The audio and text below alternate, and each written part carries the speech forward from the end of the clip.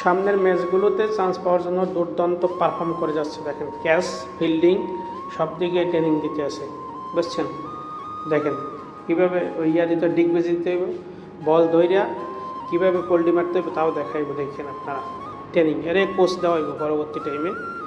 হ্যাঁ, এর প্রশিক্ষণ এরকম চলতে আছে। দেখেন সে বল ধরে কীভাবে দেখে দেখেন একটা সাইড ফিরিয়েছে, সাইড ফিরিয়ে কীভাবে ডিগ বেজে দেবে তাও দেখাই দিল। না ঠিক আছে, পরবর্তীতে প্রশিক্ষণ এই হবে বাংলাদেশ দলের কোচ, বুঝছেন? বল নিয়ে এতক্ষণ বসে থাকলে হইব, করতে হইব তো। ঠিক আছে, আবার ট্রেনিং চলতে আছে, বরাবর ট্রেনিং চলতে আছে।